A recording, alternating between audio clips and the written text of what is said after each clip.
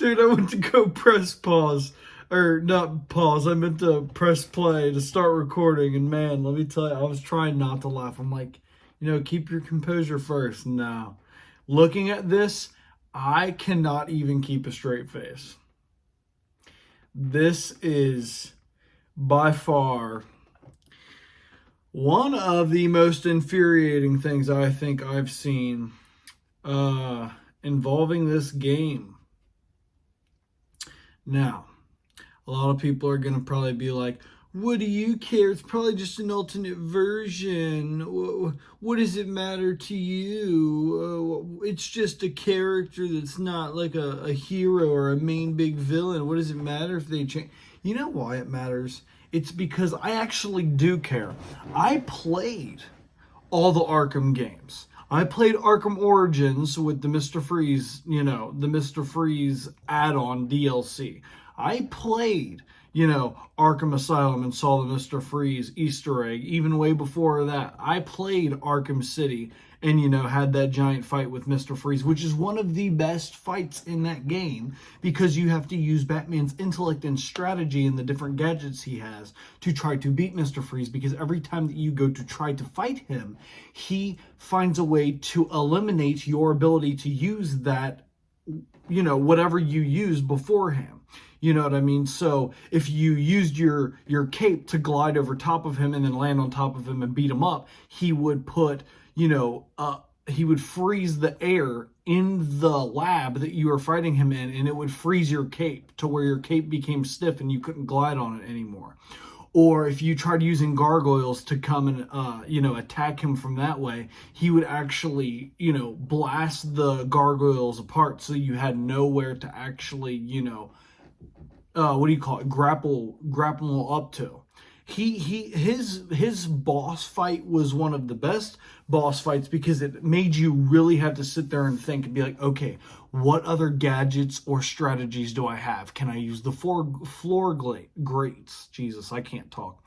Can I use the floor grates to sneak attack and surprise him? Can I use this electric gun to stun him? Can I use this to work this way? Can I use the little, what do you call it, the spray, the explosive spray gel to blow up this wall to help take him out? Can I use this? Can I use that? Can I throw the batarangs at Nora's ice sculptures in the corners of the room to infuriate him enough to get him to where I need him to so I can electrocute him?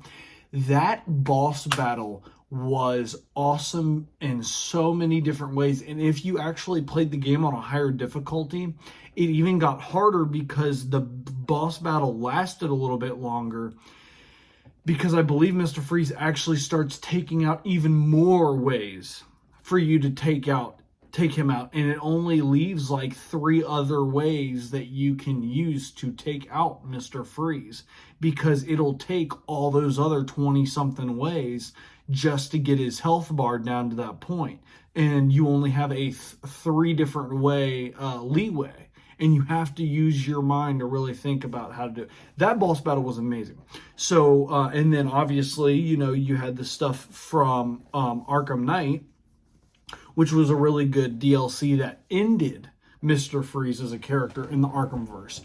Very, very, very well done. Him and his wife, they finally got together after so many years. She thawed out. They got to, live their last moments together in love. They went off on that boat, on that gigantic boat, and they went off into the water. And Batman said, we'll probably not have to worry about them again, Alfred. You know what I mean? He was...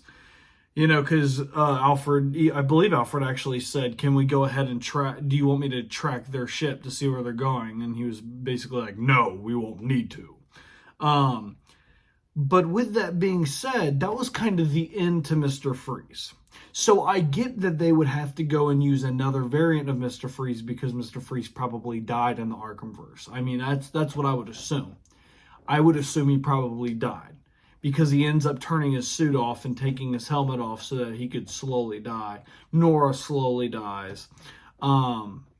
but they died together as a couple, finally back together in love. She's thought out, everything's good. That's the end to his arc, his villain arc, from villain to hero.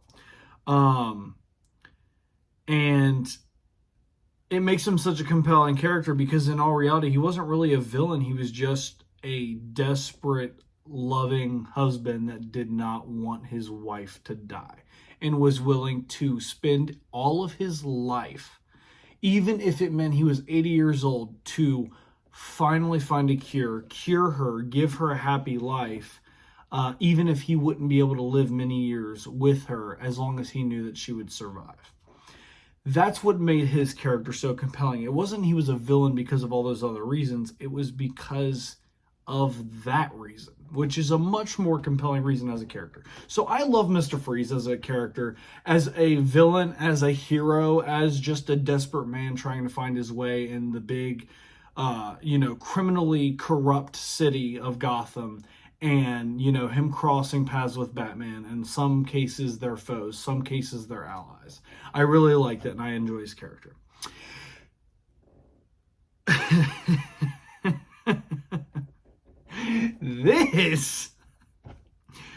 Okay, I'll give it some leeway on this. If it's meant to be Nora, and in her universe, Freeze actually gets sick and he's in a cryogenic status, capsule or whatever else, then I can see that being a compelling story enough for this to work.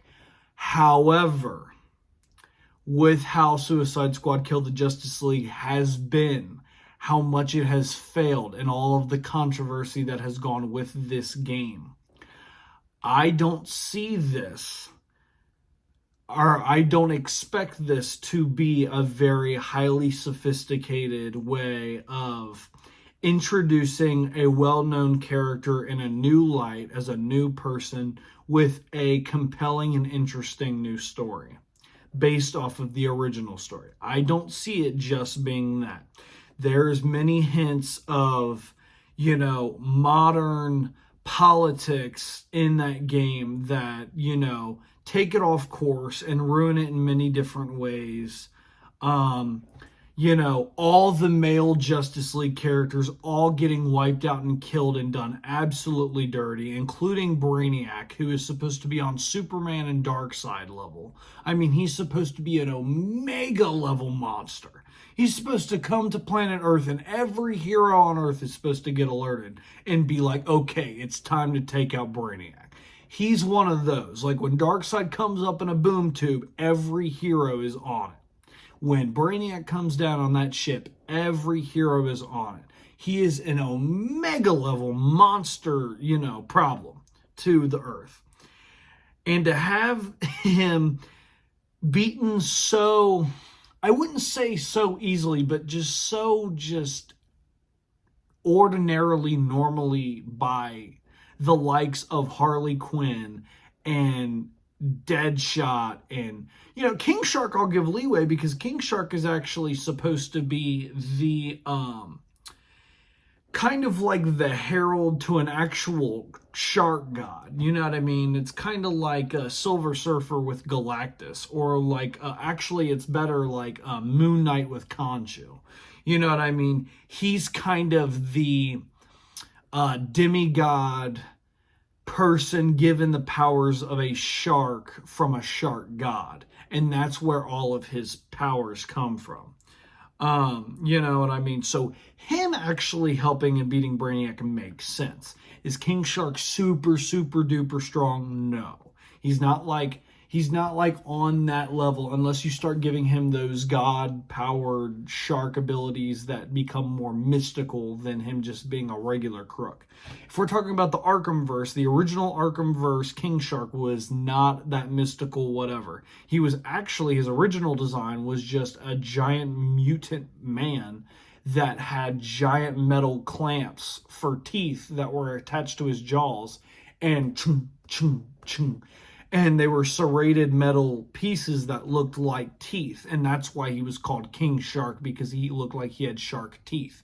And he also had this little like red fin on his head. Um, but they ended up retconning that, it seems, and making King Shark into an actual full-on demigod like he's supposed to be. Um, and I like that. That's cool. That King Shark I could see help bring down Brainiac. All the other characters I don't.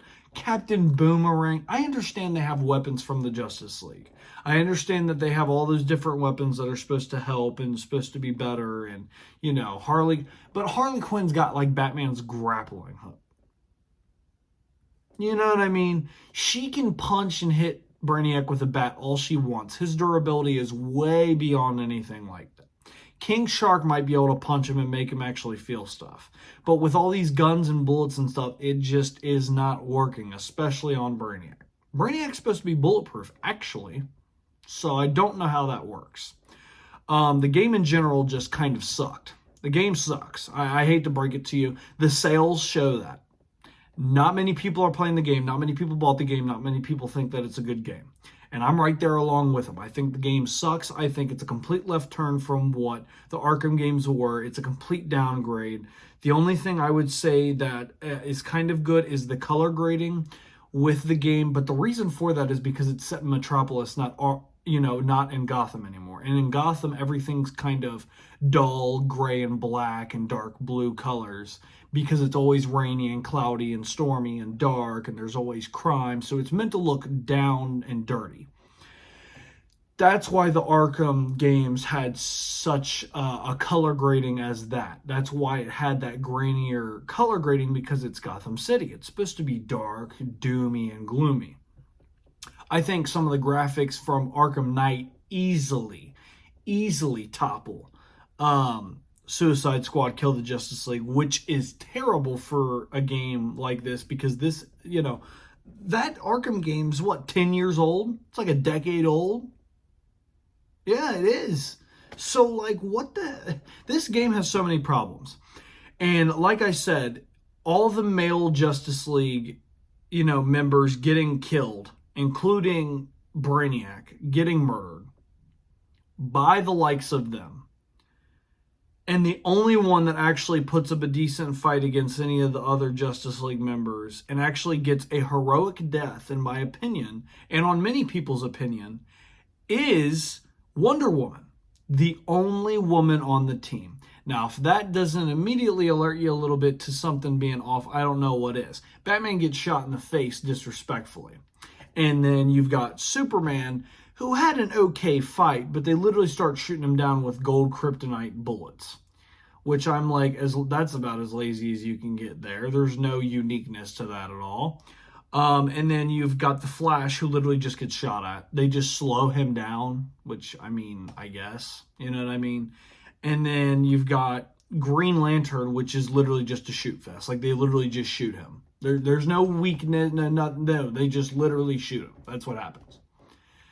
A lot of the boss fights are just them shooting at the Justice League and somehow killing them with bullets, when bullets were not too big of a problem anyways.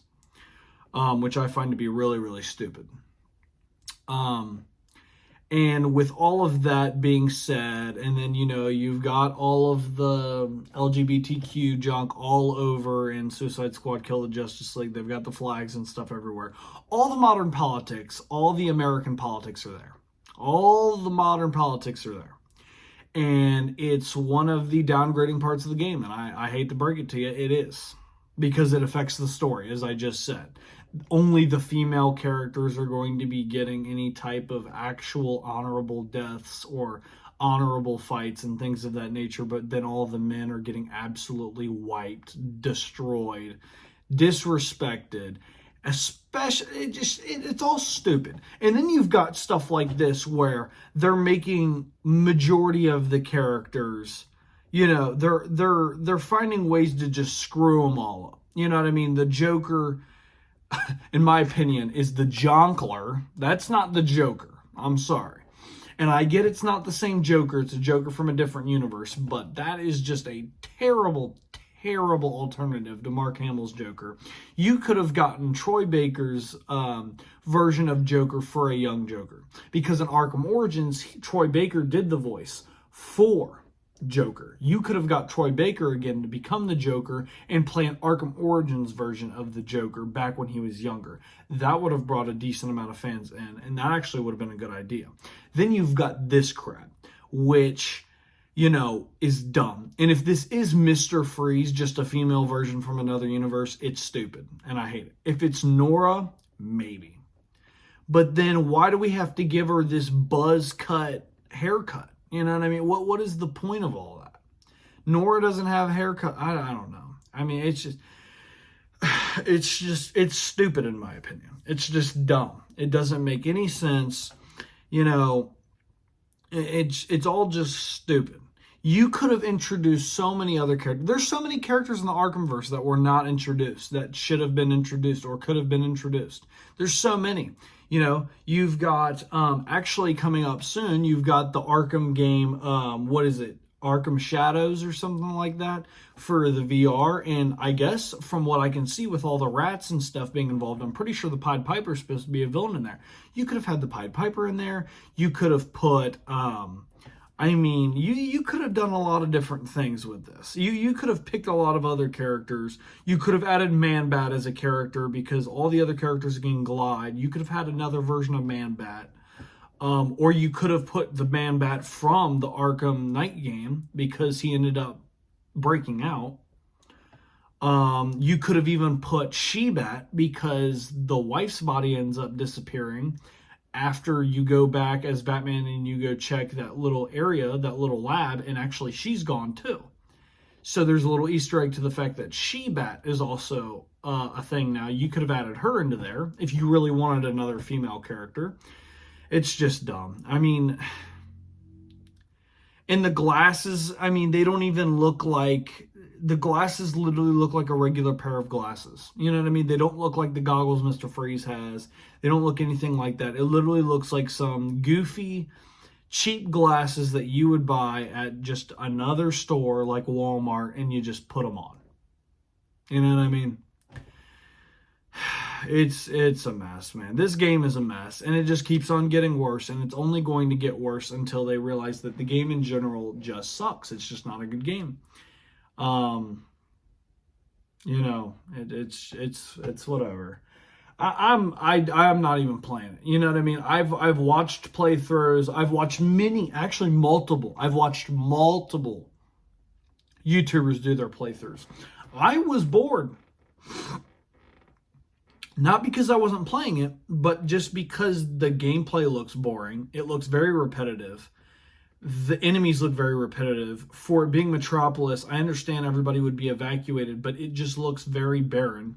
Even when Metropolis does get evacuated, if anything ever gets evacuated, any city, any town, and any type of problem, there's still a lot of people there. I hate to break it to you. Even in the real world, when you go and a city has a gigantic evacuation, 9 times out of 10, there's still a decent amount of people. There's still crooks and criminals that are going to stay in the city and they're going to go ahead and try to loot and rob places, which you could have added as missions. There is still many of people that are going to refuse to leave, even if it's court ordered, even if there's a giant, invasion of some sort. It's just, between wars and all types of other stuff that have happened in history, you're going to tell me every single city that's ever had an evacuation, everybody's gone. I doubt it. That's not how evacuations ever have worked. That's not how they work in fiction or in real life. So having the entire city basically barren is ridiculously stupid. And the only thing that fills up the world is the fact of the gigantic skyscrapers, which Metropolis is, and just those goofy little brainiac zombies, and that's it. That's all you've got. Which is really dumb and unfortunate. The game in general just does not look good. It does not sound good. I've watched the gameplay, the playthroughs, the story playthroughs. I know how the story is. I know how the story ends. I know how it goes all the way through. It's terrible. Every bit of it. The way Batman died was terrible. The way Green Lantern died was terrible. King Shark being able to use the Green Lantern ring is stupid and terrible. This Mr. Freeze design is terrible. Terrible idea. Poison Ivy becoming a kid somehow, terrible, dumb. It's just all of it is stupid. All of it's stupid. It's all just dumb. This game is terrible. I'm glad its sales are not doing good. They need to realize that this is just not doing well. They honestly, the entire game series needs to go back to the way it was, because now we've got this VR game coming out for Arkham Shadows or whatever. And even I'm not super excited about that, because nobody wants to play a bunch of VR games. VR right now is not super good. It's good for kids that just want to play goofy games. But as of being actually super sophisticated, well shot cinematography and all that cinema games, like I'm trying to find good words for it to describe it. Stuff like God of War, you know what I mean? God of War Ragnarok, Ghost of Tsushima, you know what I'm talking about? The old Arkham games, Spider-Man PS4, Spider-Man 2. Those games there were perfect examples of what games should be, especially for adults when adults want to play them.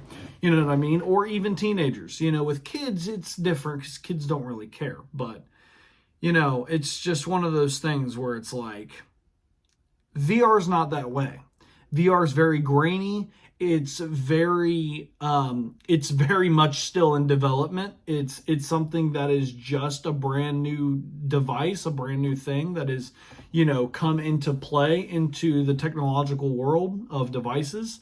And it still has a long ways to go before VR actually becomes what it's meant to be. VR is supposed to be you in real life going and transporting everything that you feel, taste, touch, and see into a completely other world. And it makes you feel like you are physically actually in the world, because you kind of are. VR's not fully there yet. It's not gotten to that full on super sophisticated point yet. And that's why a lot of people don't want to play VR. Plus, a lot of people have stuff like motion sickness, and, they've got bad eyesight, or they've just got problems to where they don't like that. You know what I mean? They don't like to have a screen up on their face. So a lot of people won't like to play VR, especially because most VRs now cost like $500, $600. They cost about as much as a console does. And they don't have as many good quality games. And they also don't have many different varieties of, things to do that work well. You know what I mean? It does not work well. The input is not as good and as enjoyable as on a PC or on a console. And it's just not. And anybody with a brain or common sense knows that. Everybody has their preference, and there's many, many, many thousands and thousands of people that love VR. Thousands and probably millions of people that love VR. And that's great. I like some VR games, don't get me wrong. But when it comes to that, it's just, I would rather they make an Arkham game for console that's actually good and is of the same making, of the same story, story making type as the old Arkham games. The old Arkham games were perfect. Do what you did then. Just do it a little different. This is completely taking a left turn. Nobody wanted this. Suicide Squad Kill the Justice League is not what we wanted. Well, it's what you got, so you just got to deal with it. No. Fuck that. Fuck that. That doesn't work. I'm sorry. You don't get to just sit there and say, well, it's what we got. You're just going to have to deal with it and be grateful. That's stupid. That's terrible thinking. As fans, we are the ones that give them the money to continue to be successful. Their game's success is based off of the sales and how well it does and how well people take it. We keep them running. That's how this works. Without the sales, without any money, without us buying the games, because the games are actually enjoyable, and if they're not and we don't buy them, they fail. Their stuff goes down. That's how this works. They are meant to serve us with good games that we enjoy, and we are meant to pay for those games to help their business continue to go so that they can make more games, continue to grow their company, make more money so that they can afford to have very good lives and we can afford to have good entertainment. That's how the process is supposed to work. But nowadays, video games are taking a complete right or complete left turn into now the video game makers are making whatever they think is good, whatever they think is okay, whatever they want, not what the actual players want or the actual people that want to play the games. They turn away from their fan base. They tell their fan base that they're full of crap and that they don't know what they're talking about. They completely shove them off to the side, and then they cry and wonder why they're not making as good of sales. And then they want to blame the fans. It's not the fans' fault, it's you. You wanted to cater to all of the modern politics. You wanted to cater to all of the problems that modern society has and all the different stuff that people are trying to get away from. Video games is supposed to be an escape. It's supposed to be an escape from the real world, from real world politics, away from all that stuff, into fantasy worlds where you don't have to worry about all that. Because at the end of the day, you could always turn the game off if there's any problem that you have with it. And you're done. You play it for enjoyment and entertainment, and when you're no longer enjoying it or being entertained by it and you start to get bored, you can turn it off and play it another day. It's an escape. That's all it's meant to be. It's meant to be a fun escape and an enjoyable entertainment and event that you can do at your home. They're making it into, just a pile of political agendas and pushing political agendas in our face and using them as advertisements for what they want the world to be and what they think the world should be and how inclusive and how, blended everybody should be in the world. And that's just not how it works. And that's not how it's ever going to work. And their sales will show for that. Disney, actually, for movies, is dealing with that right now. Disney's dealing with that very much. Warner Brothers, in many different instances, is dealing with that as well. Their stock prices are plummeting, not doing well at all. Their movies are not making as much money as they are putting into them. Much of the budget for certain Marvel, things are actually super, super low. And the reason for that is because they don't have enough money to put into that stuff because they know they're not going to make enough money out of it. And they haven't. She-Hulk, they did not make a lot of anything out of it. Echo, not a lot anything out of it. You know what I mean? They didn't. And they just did it. And you know why? Because it's not as good. It's because they're pushing junk that nobody wants. They're pushing political agendas. They're pushing things that nobody asked for. They're giving us characters that nobody asked for, nobody wanted. And when we do want those characters, they give it to us in crappy alternative versions. Versions that we did not want. We wanted to see Daredevil in the new Marvel movies and stuff like that, or in new Marvel shows or, projects. They give us Daredevil. They even give us the Daredevil from the Daredevil Netflix show. They give him the yellow and red suit from the comic books, and then they just kind of put him into a show that's worthless. And the reason they did that is to get more people to watch the show, and yet a lot of people still didn't watch the show, and a lot of people didn't care. You know what I mean? I mean, they just did not do his character super well. They did not do it super right, in my opinion. And they put it in a show that was not doing well. And it's not going to do well. Hopefully that Daredevil Born Again show will do very well. And Warner Brothers is no different. Warner Brothers has their problems too. There's a lot of movies that they're pushing certain political agendas, certain games that they're pushing political agendas and things of that nature. And they're not doing so well. And they're not going to do super well. You don't make money by catering to yourselves and your own political beliefs as a gaming studio or company. You make money by catering and giving the fans and the players what they want, because that's who's going to be playing the games. That's the ones that are going to be buying the games and giving you the profit that you need to continue running your company and to continue adding to that game and any other games that you make. And I'll tell you right now, Rocksteady is not doing good with this. They're just not. Suicide Squad Kill the Justice League is doing terrible. It's not doing well. They're screwing this up big time. And at the end of the day, it's just not going well. And I don't know exactly what they expected. I really don't. I don't know what they thought. I don't know why they thought this was going to be a good idea. I don't know why anybody thought this was ever going to end up working out, but it's not. It really isn't.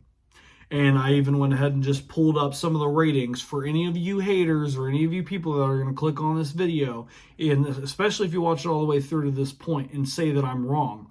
I'll tell you right now, I'm looking at the ratings right now on IGN. It's a 5 out of 10.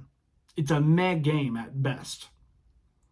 60% out of Metacritic and 7 out of 10 on Steam, which, you know, okay, not too bad. Audience rating summary on Google is 2.4. 2.4 stars out of 5 out of 3,286 ratings. There is more people that put it at 1 star than 2, 3, or 4 stars combined, and 5 stars combined. Actually, from what I'm looking at here, if you were to combine how many people rated it at 5, 4, 3, and 2 stars, and you compared it to how many people put it at 1 star game, the 1 star is still higher than all of those combined. So more people think that this game is absolute dog shit compared to all the other people that think it's a 2, a 3, a 4, or a 5. That should tell you something. But anyways, guys, I'll go ahead and cut it short. You know, I've been ranting for about 30 minutes. You know, I mean, it's just, those are my thoughts and opinions on how gaming and movies in general are just going. You know what I mean? I mean, it just sucks. It sucks as a fan that wants the original good stuff that didn't have all the politics in it. You know what I mean? It's just, it's crappy. And then this doesn't help, you know, when you've got junk like this. If they do it correctly, which I doubt they will, from how this game has already been and how well that they have made this game work, I really doubt that they're going to be able to pull that off and make it actually good. But we'll have to see. As far as I'm concerned, just by what I'm seeing, it doesn't look good to me. Does not look good to me. I'm not seeing anything good coming from this. I'm not surprised, but I am disappointed. It sucks from a video game company that did so well, made so much money, to stoop so low as to do something as dumb as this. I thought that it couldn't get any worse, and they just continue to add to it. But as always, guys, you know, it is what it is. You know, if you all enjoyed my reaction, make sure to leave a like, subscribe, and share. And if you all wanted to, you know, post your comments down below. Let me know what you all thought about this. Do you agree with me or do you not? But like always, guys, I'll catch you on the next video. Peace.